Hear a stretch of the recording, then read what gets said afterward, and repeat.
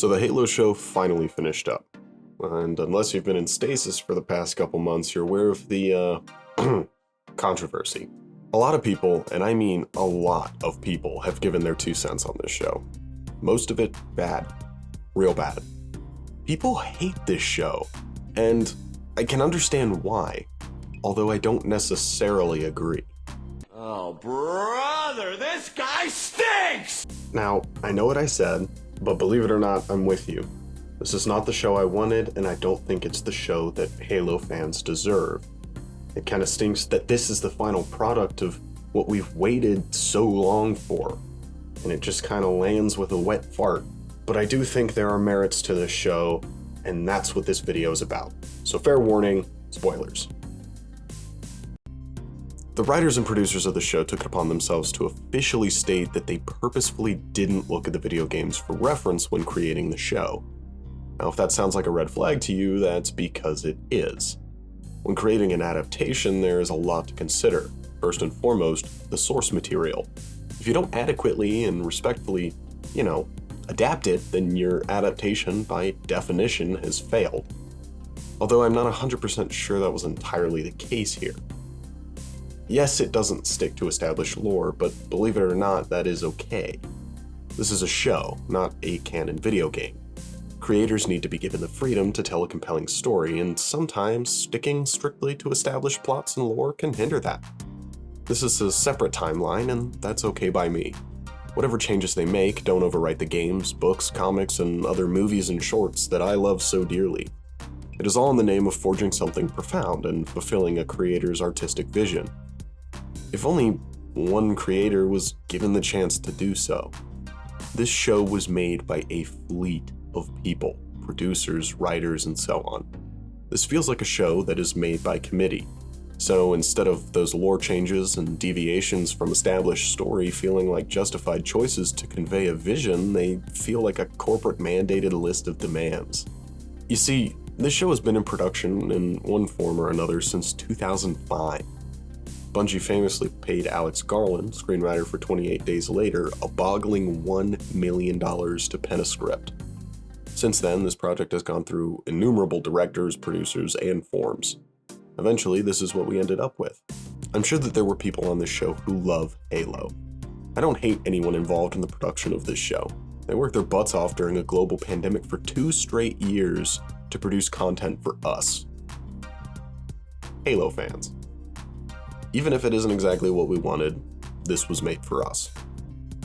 And after watching the entire series, as both a Halo fan and a filmmaker, I can honestly say I thoroughly enjoyed myself.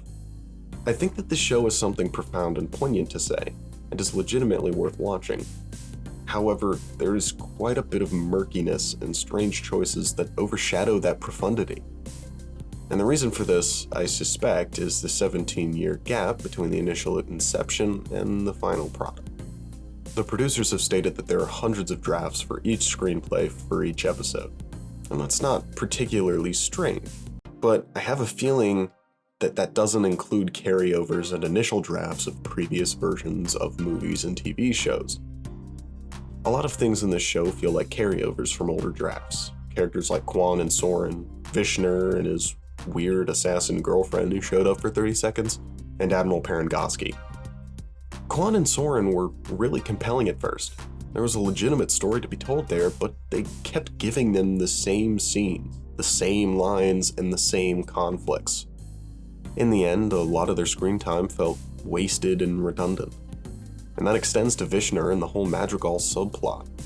It almost feels like initial versions of the show focused solely on the Madrigal resistance and the UNSC and Spartans being employed to deal with insurgents, and Chief learning a little bit of humanity from Quan and his former friend Soren, and the Covenant was eventually implemented due to studio demand. But instead, we get a weirdly disconnected and tonally unharmonious subplot that, in the end, ate up entire episodes. And characters like Vishner, who were established in the opening scenes, were given very little to do besides show their butt cheeks, have a couple scenes where they tell us he's the bad guy, and then kill him. The same complaint applies to Admiral Parangoski. She's a very important character, and is performed quite well by Shabana Azmi. However, she is given very little to do besides ask random questions and have random scientist characters word vomit a half answer at her. It feels disingenuous and insulting towards both Parangoski's character and the audience's intelligence. Parangoski has a couple standout scenes, most notably the boardroom scene where the Cortana project is greenlit, where there's very little actually said, but the performance by Osmi and Natasha McElhone as Halsey conveys so much between the two characters. I think Captain Keyes has a similar problem as well, although he gets a whole lot more screen time and emotional sequences. It almost seems like these two characters' roles should have been combined. It seems to make a lot more sense. It would add an entire new layer of tension between Keyes and Halsey's relationship, communicate all of the same information and narrative to the audience in a much more efficient and shorter amount of time, and allow for even more screen time and development for other plots. Parangoski could have taken the place of any number of random UNSC characters throughout the series, and could have been a much more imposing figure looking over the Spartan program. In the form we got, Keyes and Parangoski both kind of feel half-baked, and it stings since both Osmi and Danny Sapani as Keyes give fantastic performances. Few characters who didn't suffer from these problems are Spartan Kai and Miranda Keyes. Olive Gray as Miranda Keyes was my favorite part of this show, hands down. She gives the most compelling performance and has some of my favorite scenes. Kate Kennedy as Kai also gives a fantastic performance, and the chemistry between these two characters, as well as their chemistry with the rest of the cast, could have easily been the heart of the show. I almost wish that Miranda and Kai were the main characters, with Chief more of an imposing one-man army figure who looms large over the UNSC. And that brings us to the problem of Master Chief.